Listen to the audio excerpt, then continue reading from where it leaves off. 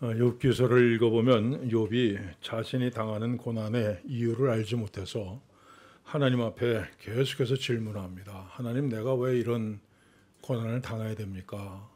나는 아무리 봐도 잘못한 게 별로 없는데 내가 왜 이런 시련을 주시는 겁니까? 근데 하나님은 대답을 안 하십니다.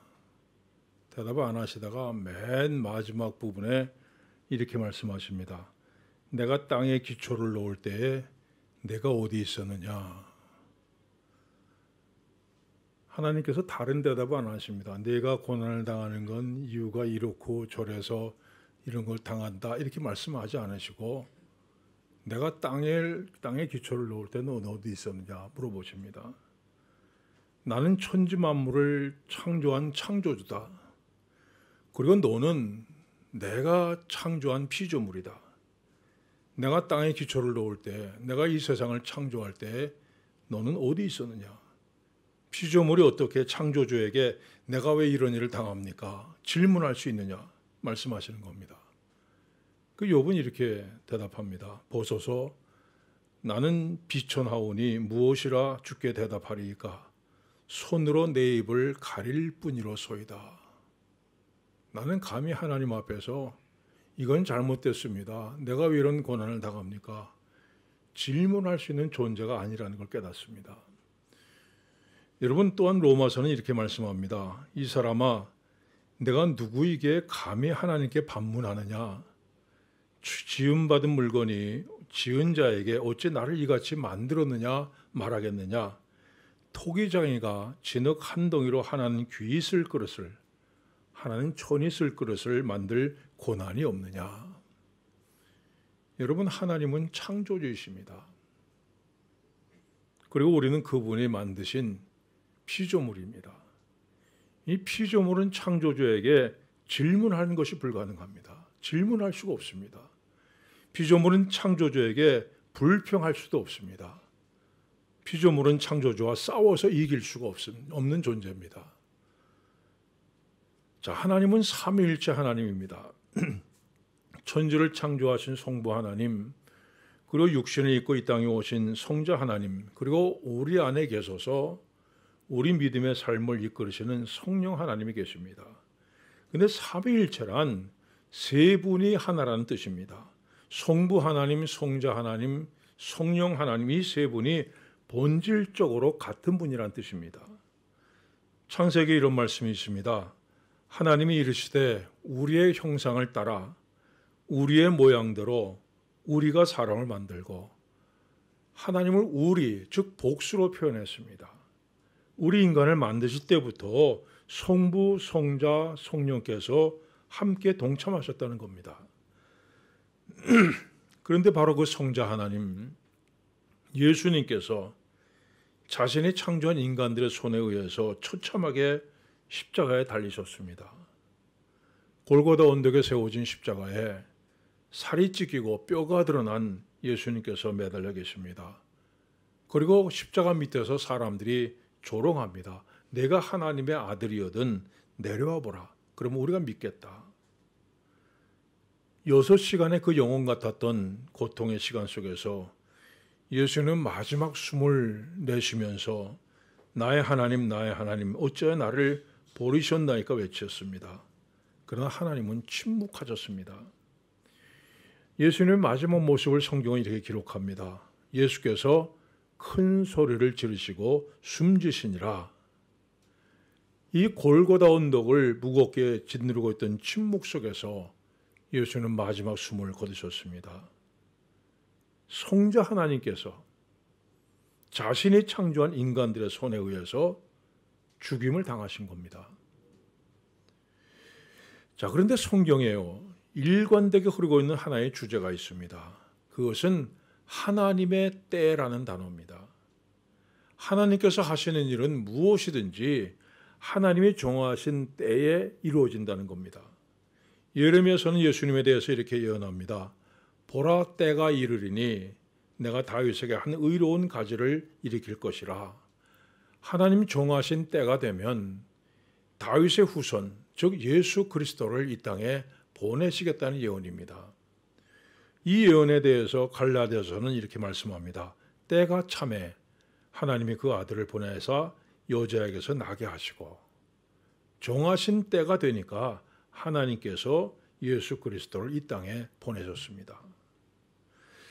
유대인의 명적인 초막절이 돼서 다들 예루살렘으로 올라갈 때 예수님은 제자들에게 이렇게 말씀하십니다. 너희는 명절에 올라가라. 내 때가 아직 차지 못하였으니 나는 이 명절에 아직 올라가지 아니하노라. 하나님 정하신 때가 아직 차지 못했기 때문에 움직일 수가 없다 말씀하셨습니다. 예수님을 잡으려고 왔던 사람들도 막상 예수님 앞에 섰다가는 마음을 돌려서 돌아가는 일이 있었습니다. 그들이 예수를 잡고자 하나 손을 대는 자가 없으니 이는 그의 때가 아직 이르지 아니하였습니다.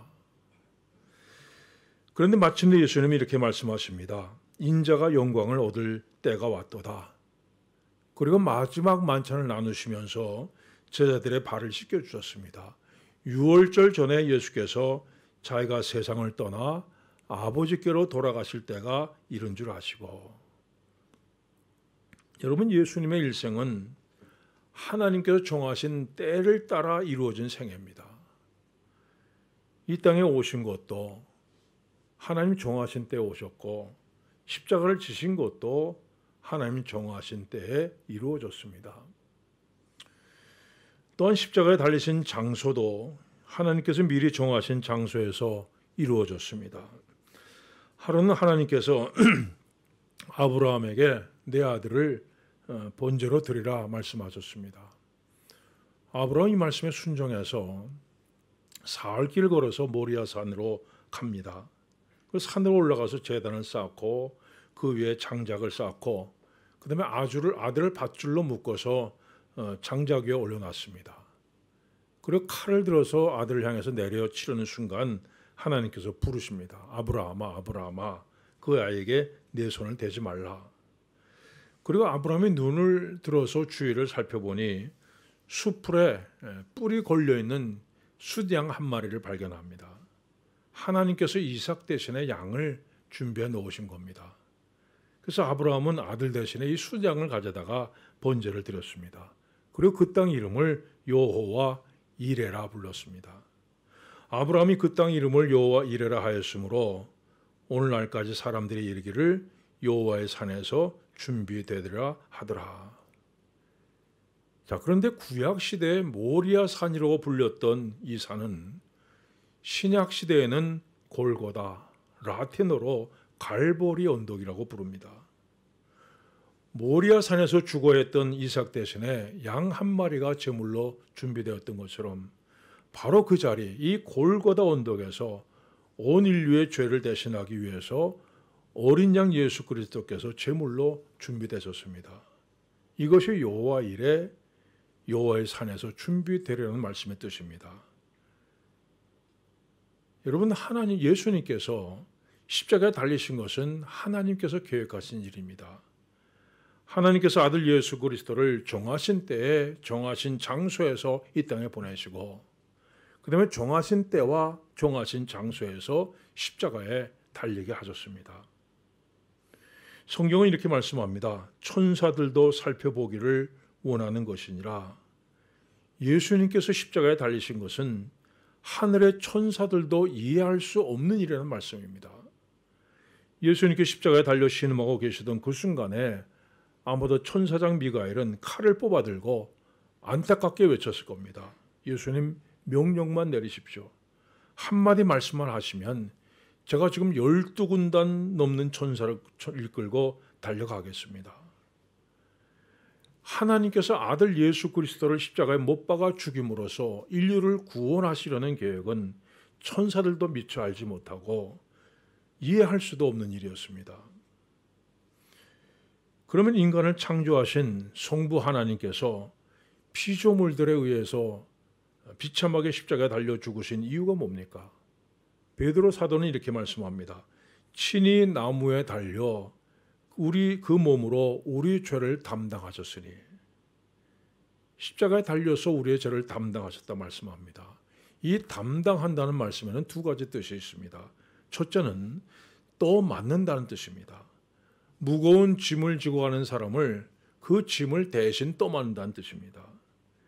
여러분, 십자가에 달리신 예수님께서는 우리의 모든 죄짐을 떠맡으셨습니다. 기억나는 모든 죄, 우리가 과거에 지은 모든 죄를 떠맡으셨고 우리 마음속에 있는 그 숨겨둔 은밀한 죄까지도 떠맡으셨습니다.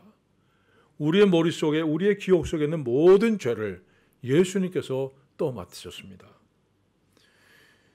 또한 담당하셨다는 말은 희생제물이 되어주셨다는 뜻입니다. 로마서는 죄의 삭은 사망이요 말씀했습니다. 죄를 지은 자는 반드시 죽습니다. 육신의 죽음뿐 아니라 영원한 죽음, 지옥불에 던져지는 둘째 사망에 이르게 되어 있습니다. 그런데 예수님께서 나 대신 죽으셨습니다.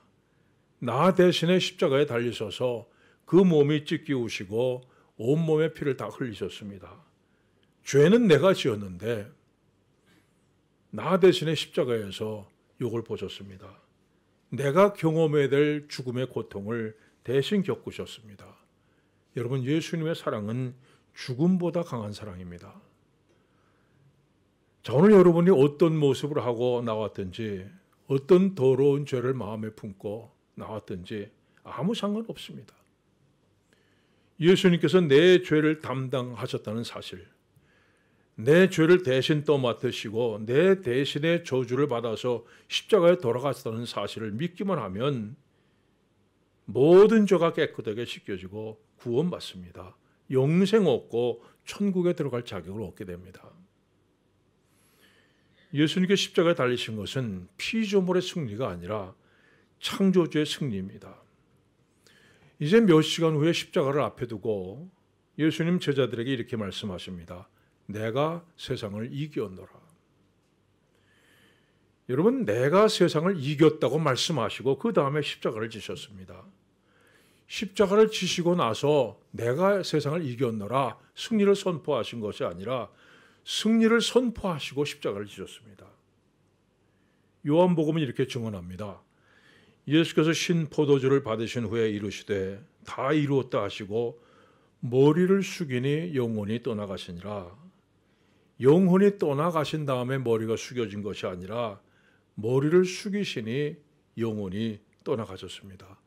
죽음이 그분을 찾아온 것이 아니라 그분이 스스로 죽음 속으로 들어가셨습니다. 예수님은 십자가를 지기 위해서 이 땅에 오신 분입니다. 그래서 예수님 십자가를 지신 것은 승리입니다. 그 예수님은 내가 세상을 이겼노라 말씀하셨습니다. 이 승리의 결정적인 선언은 십자가에서 하신 이 말씀입니다. 아버지, 저들을 사하여 주옵소서. 자기들이 하는 것을 알지 못함이니이다. 여러분, 예수님의 사랑은 예수님을 배반한 사람들도 감싸는 사랑입니다. 하나님이 없다고 하는 사람도, 하나님을 거부하는 사람도, 십자가에 못 박으시오 외치는 사람도, 침뱉고 조롱하고 저주하는 사람도, 또한 십자가에 못 박는 사람도 다 끌어안는 사랑입니다. 예수님의 사랑이 십자가에서 승리한 겁니다. 예수님의 사랑은 죽음도 이길 수 없는 죽음보다 강한 사랑이었습니다. 사랑하는 여러분, 이 창조주 되시는 예수님이 피조물인 인간의 손에 의해서 십자가에 달리셨습니다. 그러나 그 십자가는 하나님께서 계획하신 승리의 십자가였습니다. 하나님의 사랑이 결국 승리한 겁니다. 내가 세상을 이겼노라 하고 십자가를 지신 주님을 따라서 여러분들도 사랑으로 세상을 이기고 승리하는 여러분들 되시기를 간절히 축원합니다. 기도하겠습니다.